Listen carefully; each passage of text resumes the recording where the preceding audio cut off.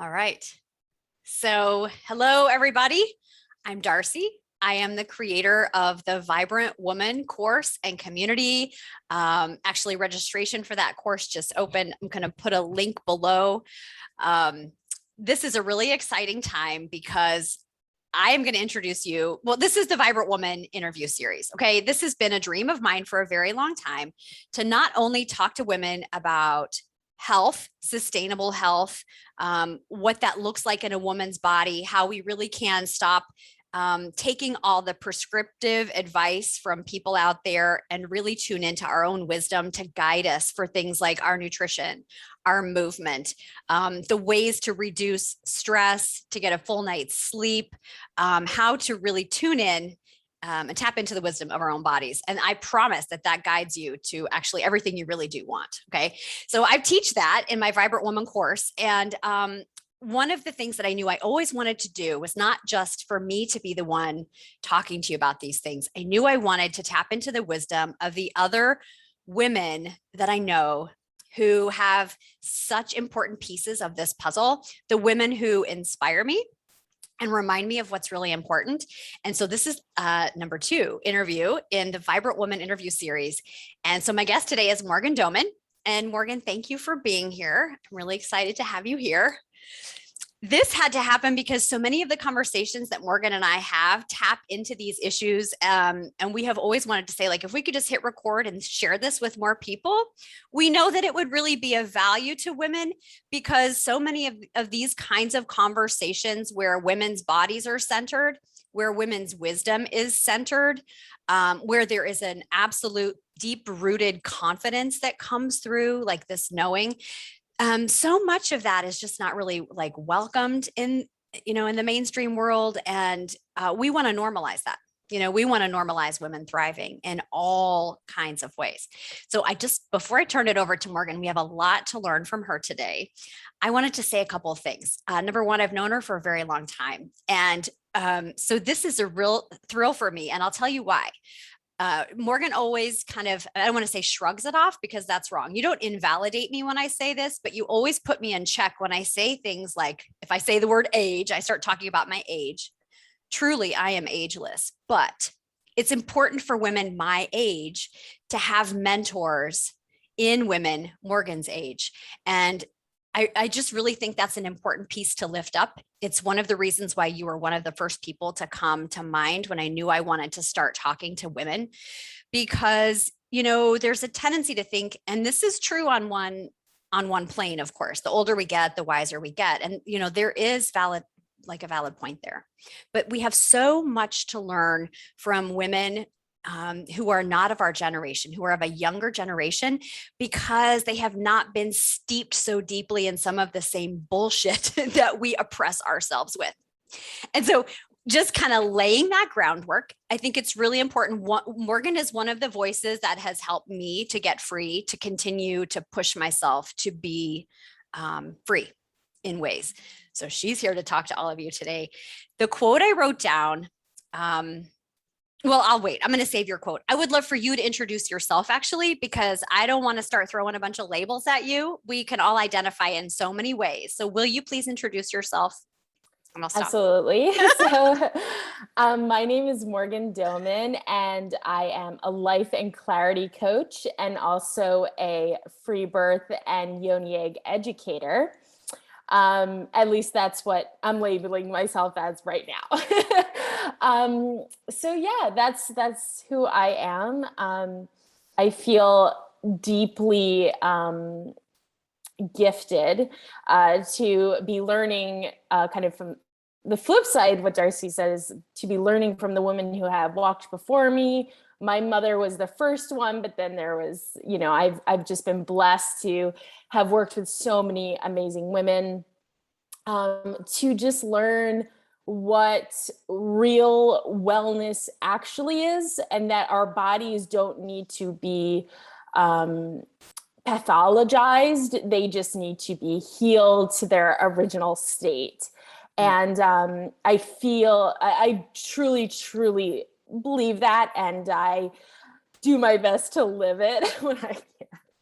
I'm not perfect, but I really believe that, like, the underlying feeling among women is that, because we're just programmed from such a young age that our bodies are broken, they don't work properly.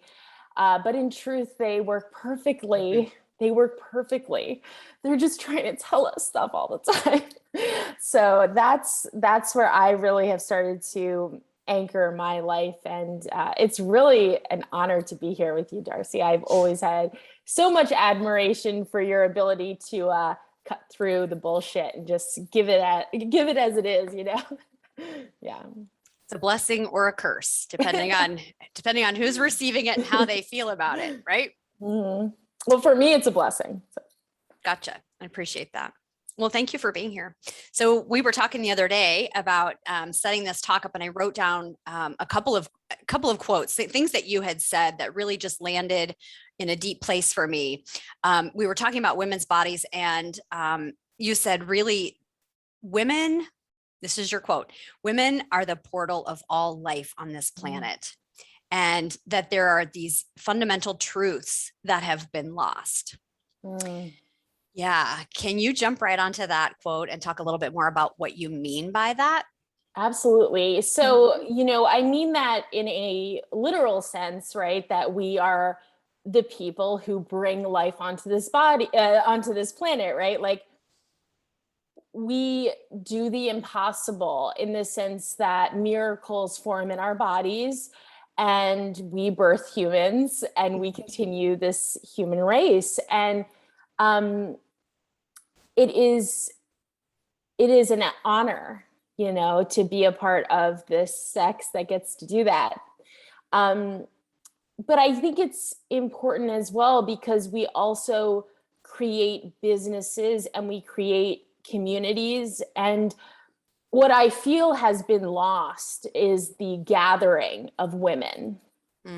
And I do, just to be very clear, I do mean female only spaces. That are for healing and community and holding each other up. I don't mean gossipy, toxic, spaces. I mean where we come to heal and congregate.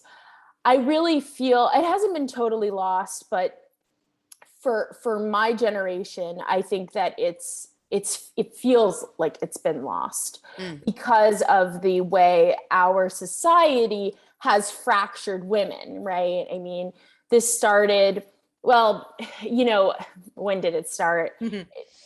Millennia ago, right? When the patriarchy pretty much took over. But I feel like in modern life, it really took over when we had women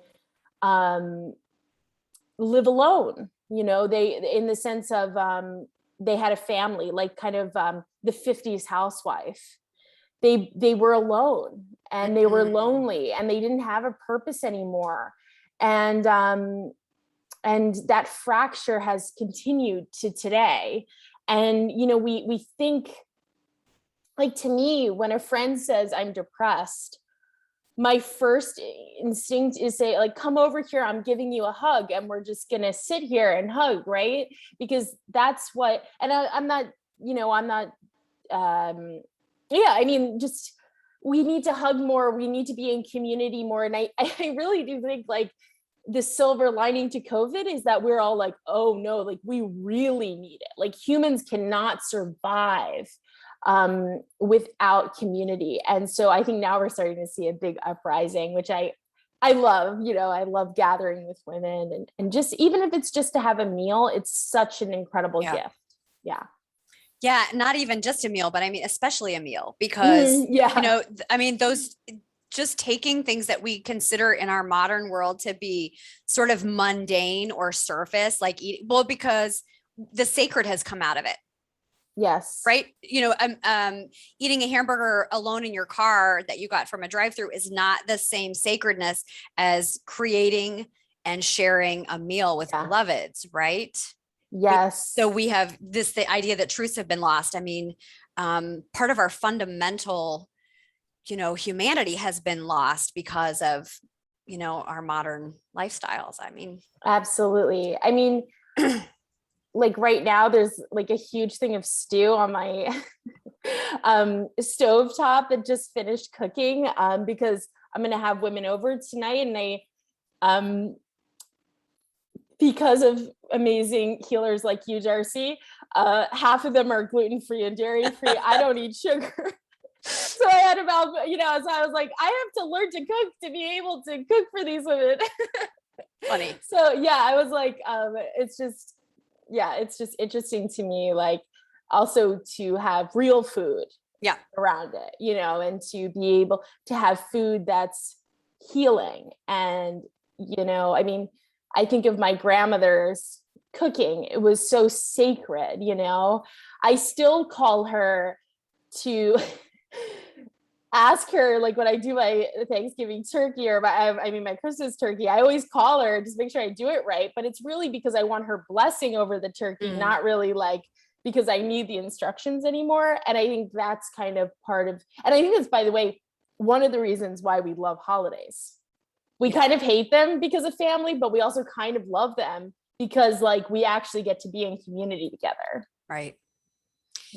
Yeah. And some of these things that you're talking about, the things that we think of as the most sacred parts of health or healing traditionally have been in the woman's realm. This is invisible work, women's work, right? Yes. The grow, I don't want to say the growing of all food is women's work. I'm not saying that, but traditionally the family kitchen garden would have been planted and tended by women, right? The food harvested by women, prepared by women. I mean, yeah, you don't call your grandpa for the turkey recipe, right? I mean, this is a female lineage inheritance, right? These absolutely. And I mean, in some families it's not, and that's also beautiful and wonderful. But yeah, and also the kind of how women were the medicine women, right? I mean, women, and many still do, have their tinctures and herbal stuff and take this tea. And it's interesting because it's only until very recently, like I was always like, oh, so much stuff, like who wants all of that in their house, and the essential oils, and like, because I'm a very minimalist kind of person. But I'm starting to realize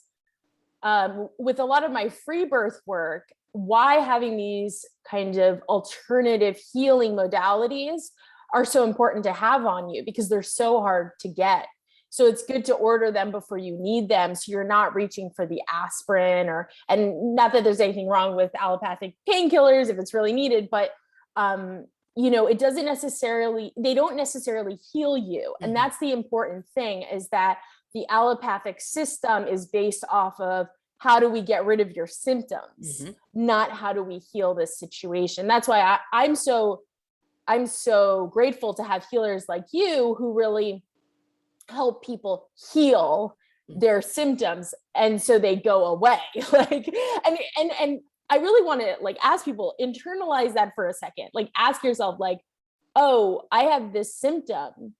Can I heal it versus can I cover up the symptom? Yeah.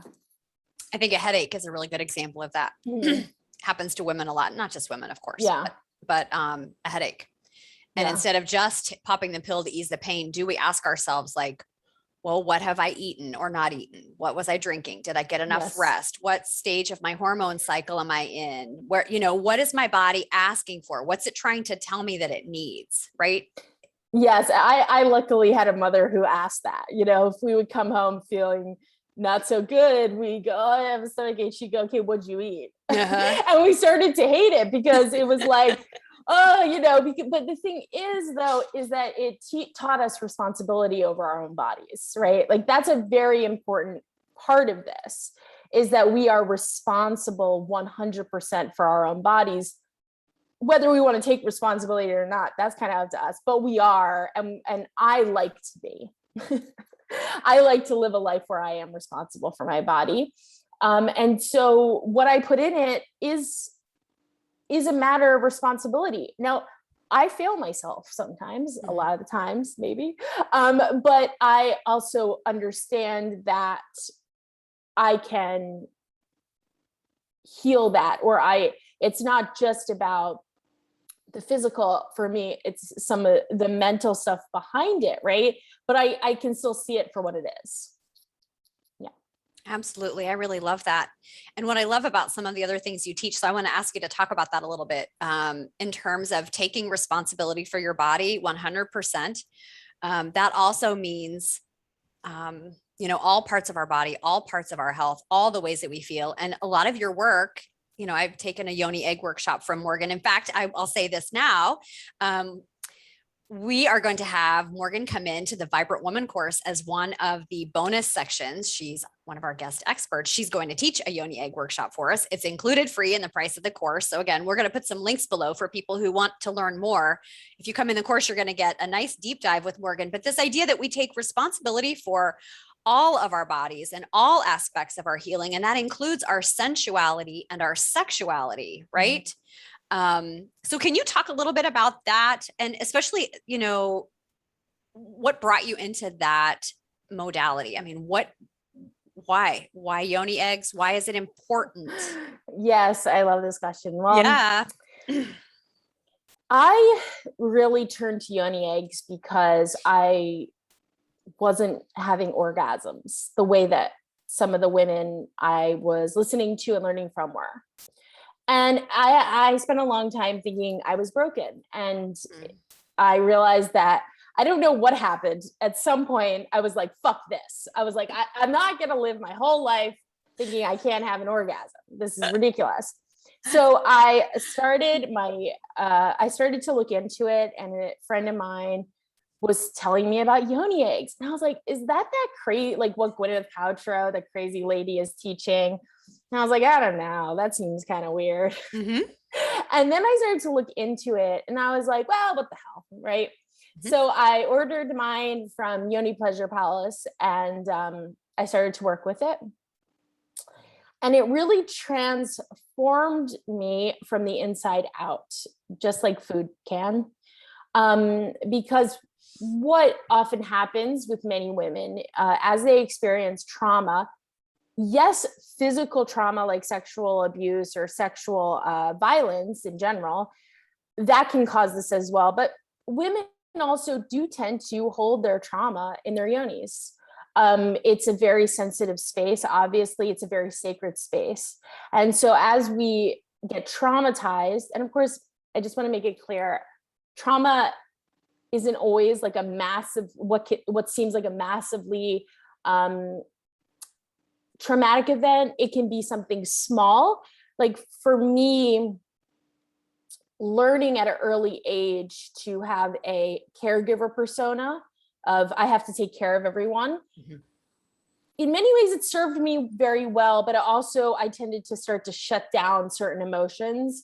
And, I couldn't really be a problem. I was never I was never the rebel. I always was perfect kind of thing. But that caused trauma, right? So things started to kind of sit in my yoni, and usually one of two things happens. I want to just say this too, really quick to people out there. Like, I really want to lift up what you just said. Like, yes, some trauma is big and noticeable, and we know about it. Being socialized as female in a cis hetero patriarchal imperialist capitalist culture is traumatizing by its very nature. I mean, literally women's bodies, and we're over sexualized. Our sex is over sexualized from a very young age. So even if you have not had specific sexual abuse or physical trauma from that, just living in a culture where you can see that you are a sexual object from a very young age, and not even, and now we've got the words for it. When I was a little girl, nobody was even talking about this yet. So there's this sort of predatory aspect to the culture, whether or not you were an actual victim. And so there's plenty of trauma, right? And so it's, and so because we're over sexualized, of course that trauma is going to land there in our bodies. Absolutely. Right. Mm-hmm. So I'm sorry, I didn't want to cut you off. It's a great point. Absolutely. And so, like what that trauma can produce in the body, one of two things tends to happen. I don't want to say it always happens because, well, we're not all the same, but either women numb out or they become extremely sensitive in their yonis, right? So one of two extremes is what you're saying. Usually, yes. And for some women, it can be some spots are numb, some spots are oversensitive. And when I say oversensitive, I mean it usually tends to border on pain. Okay. So we tend to have one of two extremes. Now, it can also be that parts of your yoni, so maybe your clit is fine, but other parts of your yoni are shut down. So it's like, it's kind of like every woman's a little different. And so you really need to explore in a safe space to do that. But the thing I love about the yoni egg is, and I actually have one here for everyone to see. This is a nephrite jade yoni egg. And most yoni eggs are a crystal, and every crystal tends to have like a different, property. So depending on what you're looking for, you can change up your crystal.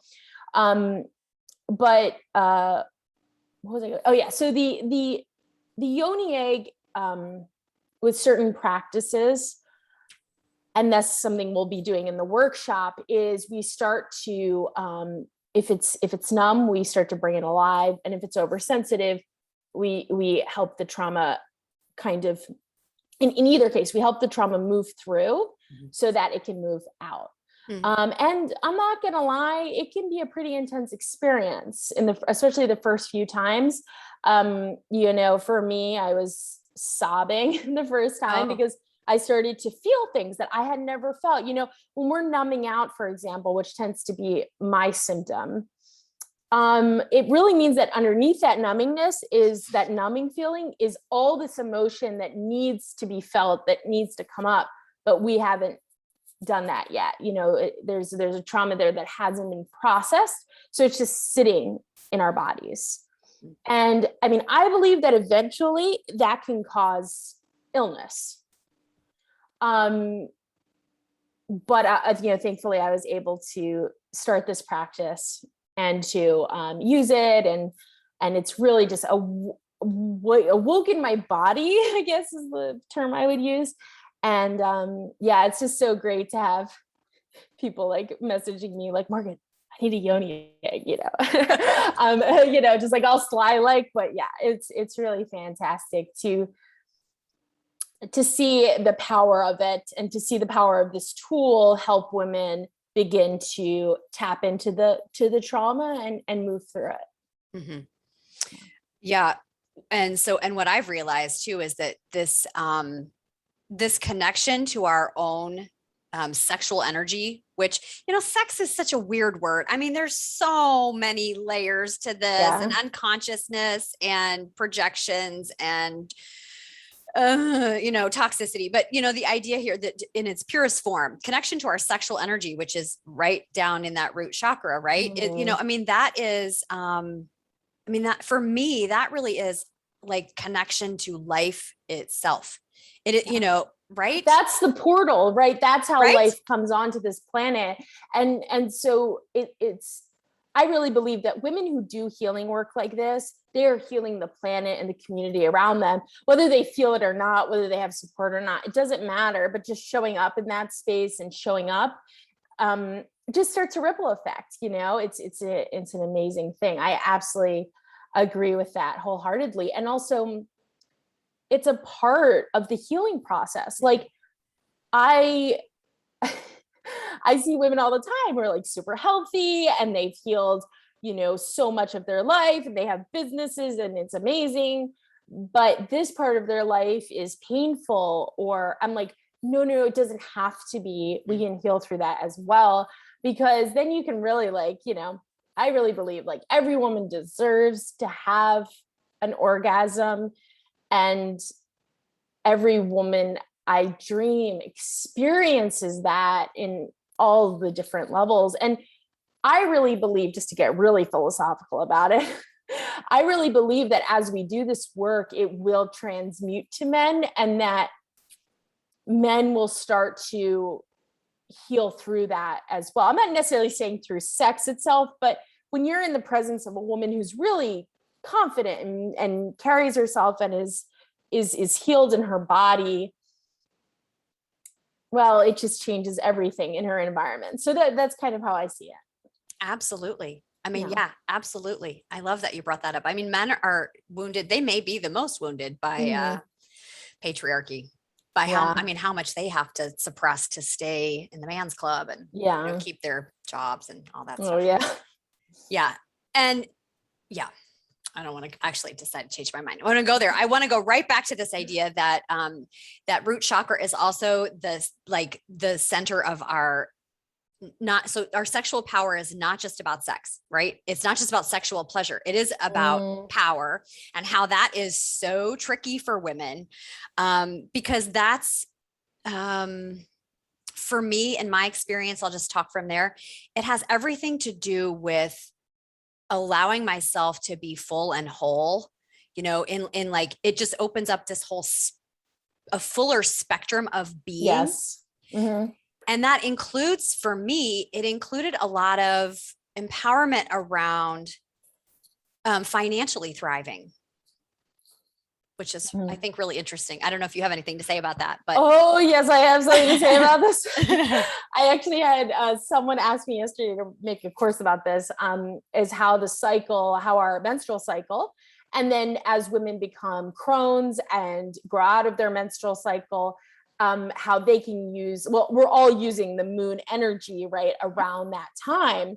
But so it's accessible to all women, is this kind of like cyclical monthly cycle. And I think it was Alicia Vitti who I first heard this from, but she was kind of saying like how corporate America is based on the 24-hour Mhm. cycle, which is the cycle that men are on, which is Mhm. beautiful and wonderful. But women are really on a roughly 28-day cycle.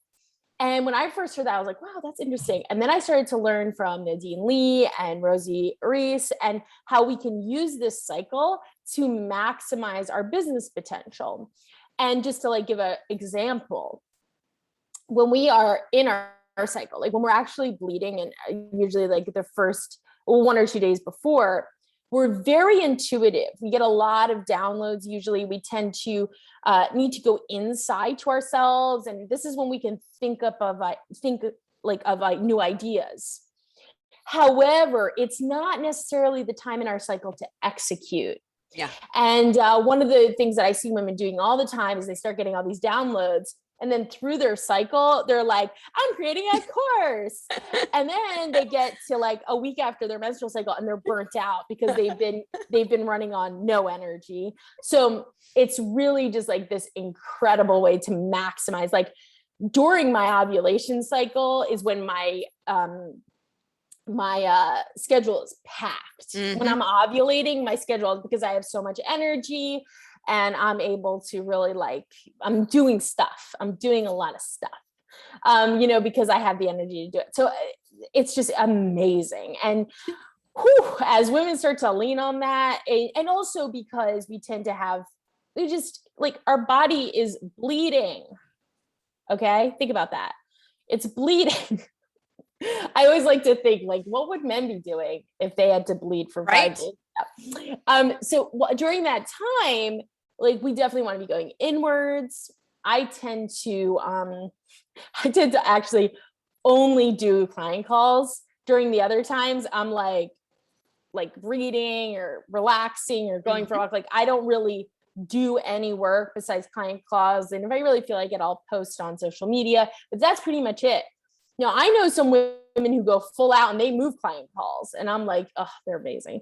I love my clients; they fill me up, so I don't usually feel the need to do that. But it's incredible how it can totally change your entire and you kind of start to like achieve more because you're working with your energy Right. instead of against it. Yeah. Absolutely. That's a really good point. And I want to point this out too. One of the modules in the Vibrant Woman course goes way in depth on all of this. It's about tuning in to the different phases of our cycle and how to stop fighting with it. to stop fighting with it, to stop pretending that we are an XY chromosome when we are not, to stop pretending like we can operate in a 24-hour circadian rhythm when we are 28-ish day. Definitely that energy waxes and wanes. And when you stop fighting with yourself and what feels natural, it's amazing how much energy you free up to actually be productive. When you were talking about that ovulation activity, I'm not laughing at anyone. I'm over here. This is my guilty giggle because I totally do that. And and when you sort of recognize that you're not wrong for having the waxing and waning energy. I point women to the moon all the time. Look at her. She's not full all the time. She doesn't shine bright every night, right? She has her dark time. And so do you. So do I. So, and isn't it so wonderful though, to be able to have these conversations? I mean, to just normalize this, to just make it a part of the way life. And I think that's why so many women do turn to entrepreneurship, and why I'm so excited to coach women who are entrepreneurs, because I get to really help them live their best life. It is about the money, but it's also not about the money. It's just about being able to create a lifestyle that you love.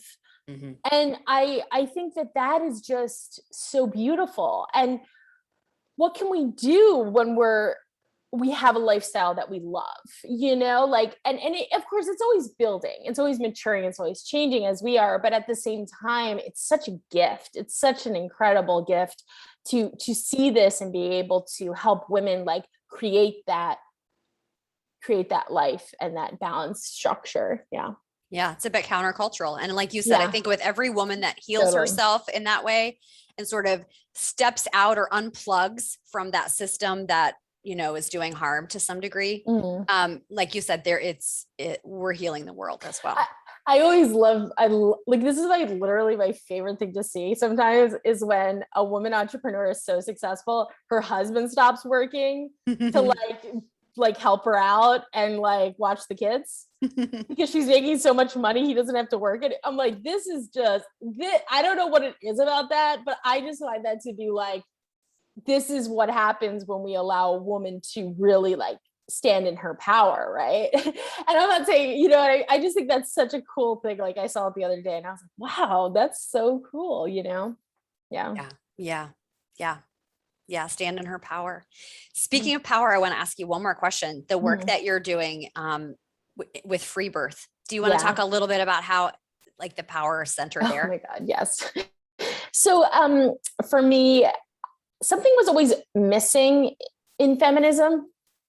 There's something I was of course I'm a feminist and it's all there, but something felt wrong. And every time I went to the OBGYN or the gynecologist, I always felt violated. And I got, the last time I went, I was I'm never going again.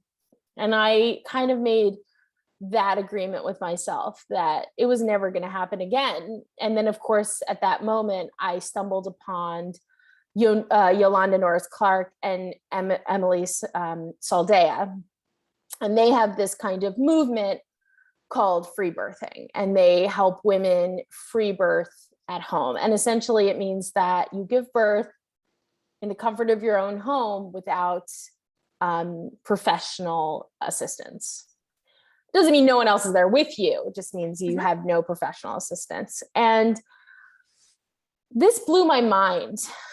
I know, I'm going to stop you right there and say some people out there are going to be like, what? That's crazy talk. That's right? crazy. Or it is crazy. Or there's a stereotype of the kind of woman that would do that. And the other kind of women belong over here. And so that's why I really wanted you to talk about this though. What is it about that medical assistance or those interventions that feel so violating to some women? Yeah, I love that question.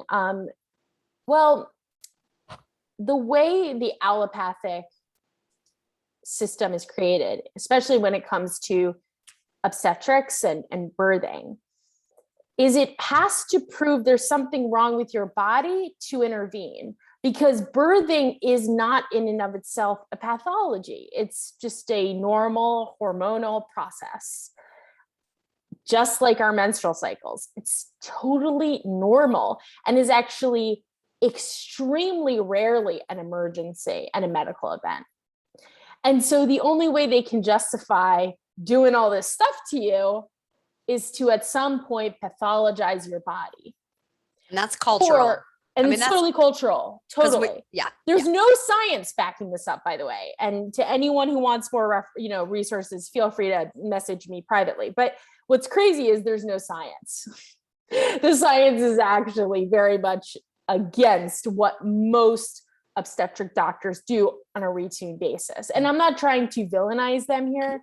I'm just saying that kind of factually.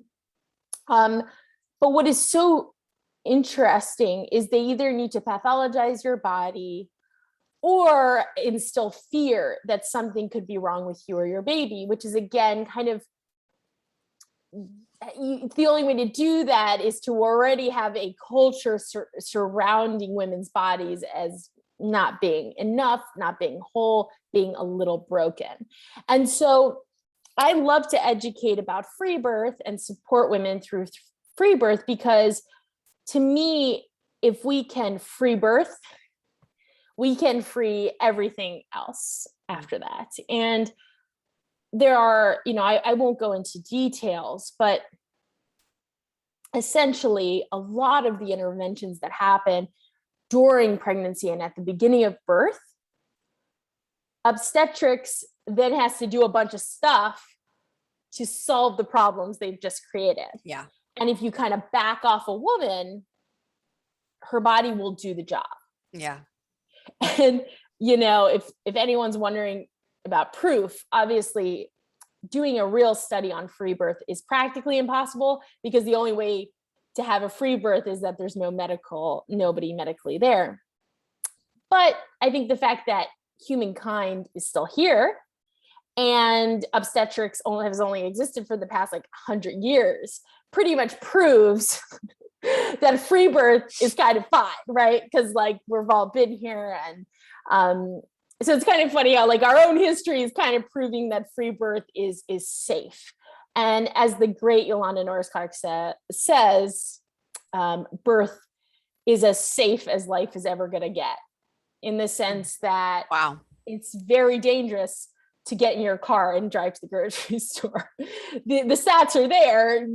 Driving a car is dangerous. The chances of getting into an accident are quite high. But birth is actually safer than getting in a car statistically. Wow. So yeah, that's why I started to learn about free birth from the Free Birth Society, and now I'm an educator because, well, I just think, oh man, I think the idea of welcoming a baby into this world in the comfort of their own home is the way to do it, and just a sacred moment that doesn't need to happen in a hospital, unless it's in a medical event, of course. But I just does, right? Yeah. And of course, I just want to say too, I don't judge women who choose to give birth in a hospital. I understand, I get it. If that's where you feel most comfortable, you do you. Obviously, I'd be the first person to say you have an autonomous, beautiful body that works perfectly. So you choose to give birth wherever you want to. I guess I'm just kind of here for the women who don't feel comfortable in hospitals.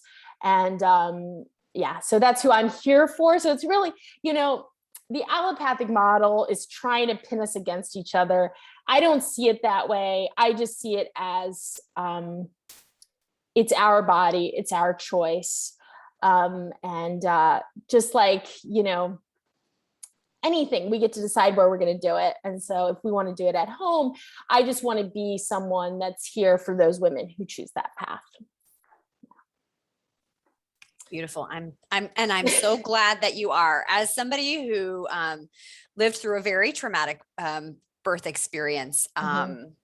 Anyway, there's so many layers there, but the takeaway that's so important to me, and you articulate it so beautifully, is that women have the wisdom your body knows, right?